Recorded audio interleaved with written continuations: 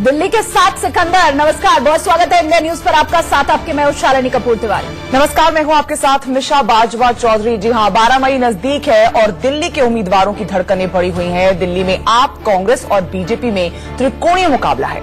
पिछले चुनाव में बीजेपी ने सभी 7 सीटें जीती थी, लेकिन इस बार बीजेपी ने अपने मौजूदा 2 सांसदों का टिकट काटकर नए चेहरों में गौतम गंभीर और हंसराज हंस को मौजूदा मैदान में उतारा है। वहीं आपने पिछली बार के किसी भी चेहरे को रिपीट नहीं किया है और कांग्रेस ने पुराने अनुभव को तरजीह दी है। तो हम एक एक करके तमाम सीटों के ऊपर आएंगे, हमारे सहयोगी भी साथ में जुड़ेंगे, उनसे हम जानकारी लेंगे कि कहां कैसी स्थिति बन रही है। और देखिए, मुकाबला किनके बीच है ये भी हम आपको बता रहे हैं। शुरुआत करेंगे पूर्वी दिल्ली के साथ। जी हां, पूर्वी दिल्ली से बीजेपी ने क्रिकेटर गौतम गंभीर को मैदान में उतारा है। वहीं अरविंदर रवली कांग्रेस के कैंडिडेट होंगे और आतिशी आपकी प्रत्याशी होने वाली हैं। अगली सीट के ऊपर भी नजर डाल लेते हैं। जो अगली सीट है वो है पश्चिमी दिल्ली। बीजेपी से प्रवेश वर्मा यहां से उम्मीदवार है। कांग्रेस ने महाबल मिश्रा को चुनावी मैदान में उतारा है। वहीं आम आदमी पार्टी से बलवीर जाखड़ है मैदान में। और अगली कॉन्स्टिट्यूएंसी आपके सामने है दक्षिणी दिल्ली की। हम बात कर रहे हैं राघव चड्ढा आपके कैंडिडेट हैं। विजेंद्र सिंह, बॉक्सर विजेंद्र सिंह कांग्रेस की तरफ से चुनाव लड़ेंगे और रमेश बिधूड़ी बीजेपी के प्रत्याशी रहने वाले हैं। और चलिए, दक्षिणी दिल्ली के बाद अब अगली सीट के ऊपर भी नजर डाल लेते हैं। अगली सीट की बात कर लेते हैं, क्योंकि एक एक करके 7 सीट के ऊपर आज हम चर्चा करने वाले हैं। और अगली सीट है नई दिल्ली की। बीजेपी से मीनाक्षी लेखी है यहां पर। कांग्रेस ने अजय माकन को चुनावी मैदान में उतारा है और आम आदमी पार्टी ने ब्रिजेश गोयल को। अगली सीट का रुख कर लेते हैं दिल्ली की चांदनी चौक सीट से। हर्षवर्धन बीजेपी के कैंडिडेट हैं, जेपी अग्रवाल कांग्रेस के और पंकज गुप्ता आपके कैंडिडेट हैं चांदनी चौक के। ये 3 दिग्गज हैं जिनका मुकाबला होने वाला है। और अगली सीट है उत्तर पश्चिम दिल्ली की। बीजेपी से हंसराज हंस यहां पर ताल ठोक रहे हैं। कांग्रेस से राजेश लिखोटिया है। वहीं आम आदमी पार्टी से गुगन सिंह है सामने। अगली सीट की बात कर लेते हैं। दिल्ली उत्तर पूर्वी दिल्ली की बात कर रहे हैं। शीला दीक्षित कांग्रेस के लिए फिर से चुनावी मैदान में उतरी हैं, तो वहीं मनोज तिवारी बीजेपी के इस बार फिर से वो सांसद भी हैं यहां के और अब फिर से कॉन्टेस्ट भी करेंगे। दिलीप पांडे आपके कैंडिडेट हैं, तो ये भी एक दिलचस्प सीट है जहां मुकाबला देखना बेहद दिलचस्प रहने वाला है।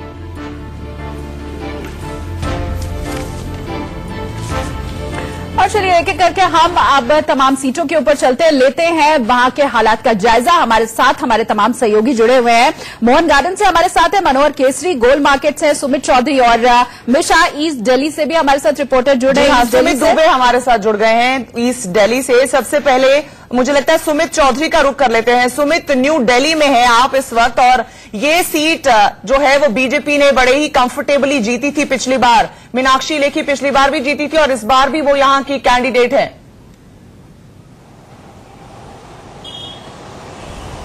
लेकिन निश्चित तौर पर मिशा पिछली बार मीनाक्षी लेखी यहां से जीती थी, लेकिन देखना यह भी है क्योंकि इससे पहले उनके सामने जो खड़े हैं अजय माकन, वो यहां से 2 बार सांसद रह चुके और सांसद रहने के साथ अर्बन डेवलपमेंट मिनिस्टर भी रहे थे यहां से चुने जाने के बाद। तो निश्चित तौर पर लेकिन पिछली बार जब उन्होंने शिकस्त हासिल की थी या फिर उससे पहले वो यही से एक अपना विधानसभा का चुनाव भी हार चुके हैं, जिसे आम आदमी पार्टी की लहर भी कहा जाता था जिस वक्त में। तो आम आदमी अजय माकन के लिए भी मुश्किल है क्योंकि पिछली बार भी अजय माकन तीसरे नंबर पर यहां पर पहुंचे थे। जो खेतान है वो दूसरे नंबर पे थे, मीनाक्षी लेखी यहां पर पहले नंबर पे थी। तो यहां पर दोनों की जो जंग होगी वो निश्चित तौर पर बहुत ज्यादा होगी। लेकिन दिशा में आपके सबसे पहले यहां के कुछ लोग, क्योंकि यहां पे रिहायशी जो दुकानदार है उनसे बात करा देता हूं आपके हिसाब से, क्योंकि आप काफी लंबे समय से यहाँ पे काम करते हैं सभी लोग, आपके हिसाब से यहाँ क्या मुद्दे हैं जो आपको लगता है कि जिसके हिसाब से आप कैंडिडेट को वोट देंगे? हाँ, मुद्दे साफ है। वैसे यहाँ ये एनडीएमसी एरिया है, बिल्कुल साफ सुथरा एरिया है, तो यहाँ सफाई की तो जरूरत है नहीं क्योंकि जब से बीजेपी आई है यहाँ पर बिल्कुल साफ सफाई रहती है। जो मोदी जी ने सफाई अभियान चलाया था वो हमारे यहाँ मीनाक्षी लेखी तो हमारी एमपी है। चलिए ठीक है सुमित, तो कहीं ना कहीं यहाँ पे लोग जो जिनसे आप बात कर रहे हैं वो तो संतुष्ट नजर आ रहे हैं बीजेपी से। मनोहर केसरी मेरे सहयोगी मोहन गार्डन में इस वक्त मौजूद है मेरे साथ, उनसे बात कर लेते हैं कि आप जिस एरिया में खड़े हैं वहां पर लोगों के इश्यूज क्या हैं जिनको देख के वो वोटिंग करने वाले हैं।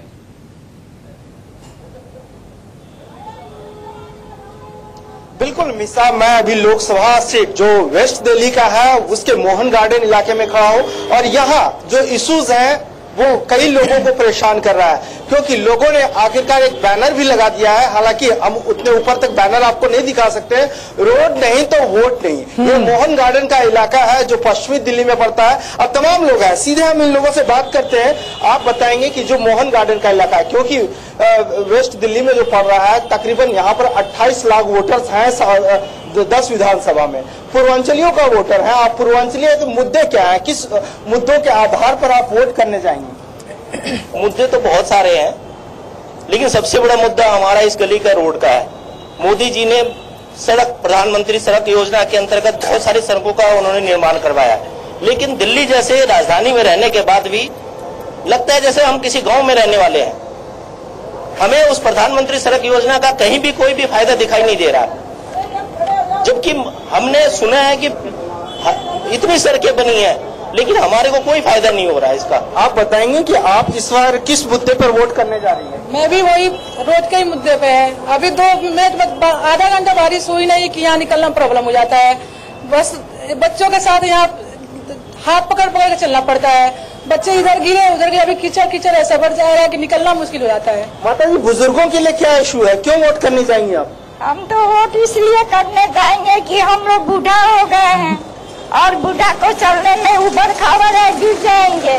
पानी भी नहीं आ रहा है, जो कि करने का पानी थोड़ा थोड़ा आ रहा है। पानी की भी दिक्कत है? हाँ, पानी की भी दिक्कत। चलिए और लोगों से बात करते हैं। मिसा, हमारे साथ कुछ यंग है, आप बताएंगे कि बेरोजगारी कितना बड़ा मुद्दा है इस बार के लिए? बेरोजगारी सबसे बड़ी मुद्दा है यहाँ पे। अगर आप ये देखा जाए तो इस गली में या आसपास अप्रॉक्स 60% लोग बेरोजगार बैठे हैं।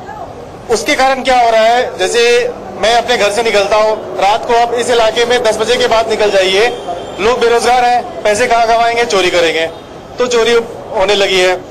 अगर चोरी हो रही है तो पुलिस की सिक्योरिटी 2% भी नहीं है यहाँ पे। हम इस गली में रहते हैं, श्रीकुंज अपार्टमेंट, 2 बार तो हमारे घर में चोरी हो चुकी है यहाँ पे, 2 बार। मतलब ये बेरोजगारी का ही नतीजा है कि जो आप लोगों को भुगतना पड़ रहा है? बिल्कुल बिल्कुल। चोर कैसे बन रहे हैं? बेरोजगार है, उनके पास कोई काम नहीं है, पैसे कमाने है, खाना है, तो चोरी करेंगे।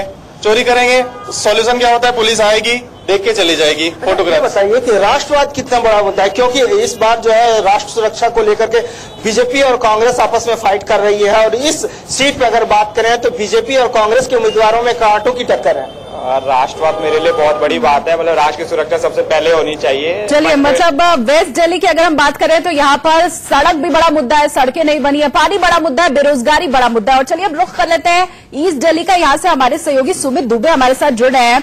ईस्ट दिल्ली का क्या रुख है सुमित, ये बताएं। और गौतम गंभीर आपके यहाँ से उम्मीदवार है, बारी होने का उनके ऊपर आरोप भी लगा रही है कांग्रेस, तो किस तरह का रुख वहां पर दिखाई दे रहा है और क्या स्टार है गौतम गंभीर, इसका कुछ असर पड़ेगा? जी देखिए, गौतम गंभीर पर आने से पहले अभी जो सुमित चौधरी हमें बता रहे थे कि वो न्यू दिल्ली इलाके से बोल रहे, कॉन्स्टिट्यूंसी से बोल रहे थे, जो साफ सफाई की बात। जी चलिए, कुछ तकनीकी गड़बड़ी के चलते बात नहीं हो पा रही है हमारी सुमित से, लेकिन एक बार फिर से हम रुख करेंगे और बताएंगे आपको कि ईस्ट दिल्ली की तस्वीर क्या है, वहां के लोग क्या कुछ सोच रहे हैं और वहां के मुद्दे क्या है। क्योंकि वेस्ट दिल्ली में जैसा हमने बात किया कि चोरी घरों में हो रही है, उसके लिए भी लोग बेरोजगारी को ही मुद्दा बता रहे हैं और कह रहे हैं कि बेरोजगारी है, इसी वजह से चोरी भी हो रही है, क्योंकि युवकों के पास कोई काम ही नहीं है करने को, तो इसी तरह से चोरी की जो वारदात है वो भी वहां पर बढ़ती चली जा रही है। इसके अलावा हमेशा कई और मुद्दे थे वेस्ट दिल्ली। शालिनी, बड़ी खूबसूरत बात बताई उन्होंने कि लोगों ने बैनर्स लगा दिए कि रोड नहीं तो वोट नहीं, तो क्लियरली लोग प्रोग्रेस चाहते हैं। उनको सिर्फ राष्ट्रवाद कह देने से नहीं लुभा रहे, वो बुनियादी मुद्दों को सोच रहे हैं, उस पर विचार कर रहे हैं। वो बार बार बात कर रहे हैं कि पानी की समस्या है, सड़कों की समस्या है, बेरोजगारी समस्या है, सेफ्टी बहुत बड़ी समस्या है। तो लोग जो हैं वो पूरी तरह से वोटर सतर्क हैं। वो सिर्फ एक बात, कोई एक जुमला फेंक देने से वो संतुष्ट होने वाले नहीं लग रहे हैं। बिल्कुल मनोहर, एक बार फिर से मैं आपका रुख करूंगी। देखिए, मुद्दे क्या क्या है ये तो हमने समझ लिए वहां के। अब ये भी बताइए कि वहां पर रुख क्या दिखाई दे रहा है, किस दल को लोग पसंद करें, क्योंकि अगर इतनी ज्यादा नाराजगी है तो क्या 2014 में जो बीजेपी की परफॉर्मेंस थी वो रिपीट हो पाएगी? लोगों में गुस्सा है, बीजेपी के लिए वोट करेंगे या नहीं करेंगे? बिल्कुल, मैं बात करता हूँ इन लोग से। आप ये बताएंगे कि जिस प्रकार से आप लोगों ने मुद्दे की बात की है, तो क्या 2014 में जो मोदी वेव था, मोदी लहर थी, तो क्या इस बार मोदी रिपीट कर पाएगी, क्योंकि ये बीजेपी की सीट है? अगर इन जनरल बोला जाए तो हाँ, Modi is coming sure and certain, but ये लहर है, ये हवा है, चाहे कोई भी पार्टी हो, बीजेपी, कांग्रेस, झाड़ू, कुछ भी हो, एवरी पार्टी पब्लिसिटी पे ध्यान छोड़ के अगर पब्लिक पे ध्यान दे तो बेटर होगा हमारे लिए, हमारी सोसाइटी के लिए, हमारे देश के लिए। बिकॉज सच इश्यूज एक नहीं है, हमारे पास 100 इशू है, चाहे रोड, नाला, पानी, कुछ भी हो। मेरे घर में 30,000 का बिल भी आता है पानी का। इनफैक्ट इससे बेटर है कि मैं परचेज करके करूं। अच्छा, इन्होंने बोला 30,000 का बिल आता है, तो आपकी मुस्कान बता रही है, क्योंकि सच में आप लोग इसके भुगतभोगी भी हैं। बिल्कुल आया हुआ है, हमने देखा हुआ है कि दिल्ली जल बोर्ड की बिलें ऐसी कभी कभी आती है जो कि हमने यूज, हमारी फैमिली छोटी फैमिली, लाइक 2-3 की फैमिली है, मैक्सिमम 4 लोग रहते हैं, तो 30,000 का बिल एक हमारे लिए भी बहुत बड़ी बात है। बताएंगे किसके बीच में टक्कर है इस सीट पर? Definitely Congress and BJP, but फायदा किसी से नहीं मिल रहा है। सारी पार्टीज आती है चुनाव के टाइम पे और दे प्रॉमिस की अभी रोड बनेगा, विकास होगा, बट वो विकास का मुद्दा ही खत्म हो जाता है इलेक्शन के बाद में। रिजल्ट के बाद कुछ नहीं बचता, फिर 5 इयर्स का वेट करो, चुनाव है, ये वादे करेंगे और कभी वादे पूरे नहीं होते। अच्छा, आपको ये पता है कि यहाँ के सांसद कौन है? कहीं दिखाई पड़े हैं कि नहीं? बिल्कुल दिखाई पड़े, बिल्कुल दिखाई पड़े हैं। तो किसके बीच में टक्कर है? तो ये क्या नाम है, आम आदमी पार्टी और बीजेपी। परेश वर्मा जी, क्या मुद्दे आपके लिए क्या है? मुद्दे हमारे रोड बिल्कुल साफ हो जाए, ये रेडी पटरी वाले प्लीज हटा दीजिए। ठीक है मनोहर, आपके पास वापस लौट कर आएंगे। शालिनी, तो कहीं ना कहीं लोगों की बात से ये समझ में आता है कि मुद्दे बेसिक जो हैं, रोटी, कपड़ा, मकान, सफाई और नौकरी, ये सबके लिए सबसे ज्यादा महत्वपूर्ण है। लेकिन बावजूद इसके बहुत ज्यादा नाराजगी काम को लेकर के लोगों के बीच में दिखाई दे रही है, लेकिन बीजेपी को लेकर के बहुत ज्यादा नाराजगी नहीं दिखाई दे रही है। जी चलिए, और एक छोटे से ब्रेक के लिए हम यहाँ पर रुक रहे हैं, बहुत जल्द आपके बीच में हाजिर होंगे। कुछ और हमारे साथ हमारे सहयोगी जुड़ेंगे दिल्ली की अलग अलग सीटों से, उन तमाम सीटों का पूरा जायजा हम लेंगे, स्पष्ट आपको तस्वीर भी दिखाएंगे एक छोटे से ब्रेक के बाद। दिल्ली के 7 सिकंदर की हम लगातार बात कर रहे हैं। दिल्ली की जनता इस बार किसे चुनेगी? 12 मई को यहां पर वोटिंग है। पिछली बार 7 के 7 सीटें बीजेपी के खाते में गई थी, लेकिन इस बार क्या समीकरण बदलने वाला है, लोगों के दिल में क्या है, उनके मुद्दे क्या है, ये बताने के लिए अलग अलग जगहों पर हमारे तमाम रिपोर्टर, हमारे सहयोगी मौजूद हैं। ब्रेक के पहले हमने 3 सीटों का हाल आपको बताया और अब बाकी की जो सीटें बची हुई हैं उनकी बारी है। जी हाँ, हमारे 2 सहयोगी हमारे साथ जुड़ गए हैं। आशीष सिन्हा हमारे साथ दिलशाद गार्डन से नॉर्थ ईस्ट दिल्ली से जुड़े हैं और श्रेया चैटर्जी साउथ दिल्ली से हमारे साथ हैं। श्रेया, सबसे पहले आपके पास आते हैं। क्या जो लोग हैं साउथ दिल्ली के, उनकी क्या क्या इश्यूज हैं जिनको लेकर वो अपने कैंडिडेट को चुनेंगे?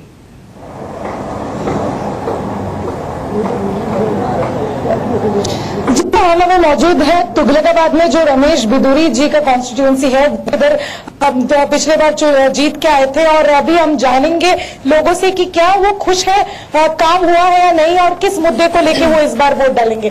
पहली बात कि आप लोग किस मुद्दे को लेके इस बार चुनाव में वोट डालोगे, और आपके जो सिटिंग एमपी है, आपको क्या लगता है कि पिछले 5 साल में तुगलकाबाद एरिया में काम हुआ है? साउथ दिल्ली कॉन्स्टिट्यूंसी में काम हुआ है जी, बहुत काम हुआ है।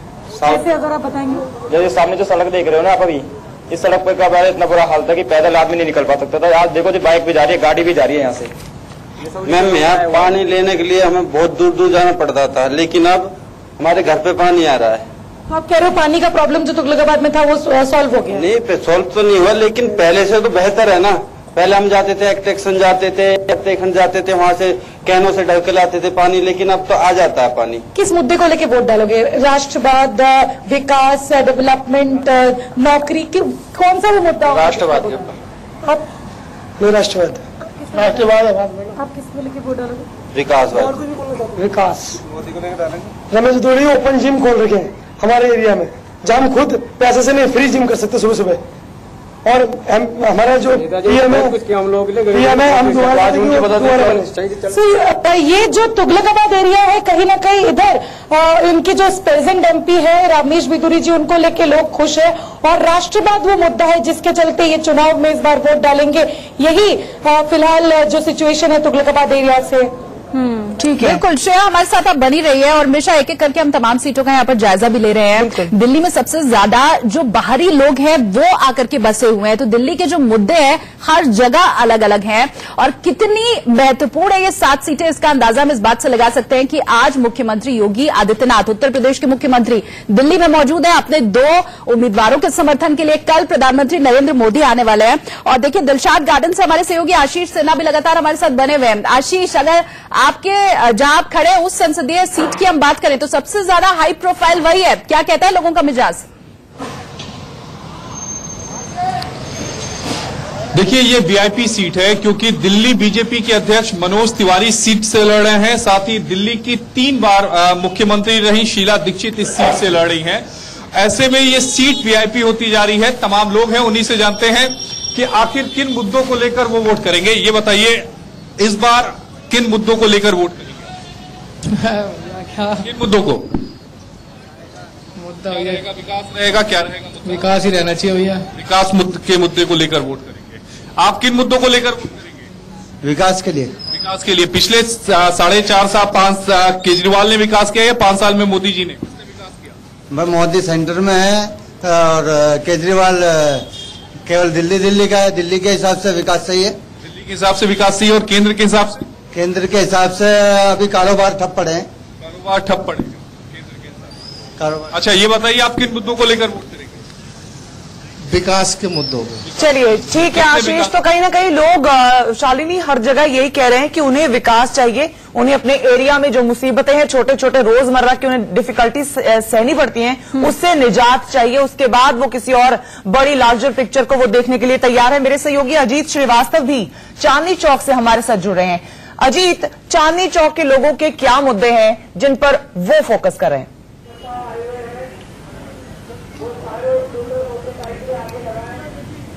अगर बात करें हम चांदनी चौक में 2 डिस्ट्रिक्ट आते हैं, केशवपुरम और खुद चांदनी चौक, जिसमें 5 विधानसभाएं हैं। लेकिन उन विधानसभाओं में जनता की क्या राय है, हम जनता से ही पूछ लेते हैं। आप समझना चाहेंगे कि चांदनी चौक में केंद्रीय मंत्री जो भाजपा की सरकार रही है, नोटबंदी इसने किया, जीएसटी लागू किया, लेकिन वहीं यूनिवर्सिटी में जनरल लोगों को कोटा दिया। और जेपी अग्रवाल आपके प्रदेश अध्यक्ष पूर्व रहे हैं कांग्रेस के, पंकज गुप्ता आम आदमी पार्टी से। अगर हम कहें तो इन तीनों में किसको आप पसंद करेंगे और किन मुद्दों पर आप कहेंगे कि हाँ ये मजबूत है, इसको वोट देना चाहिए? भाई साहब देखिए, पहली बात तो ये है कि हमारे लिए तीनों एक जैसे हैं। हम तो जनता हैं और यहाँ के वोटर हैं लोकल।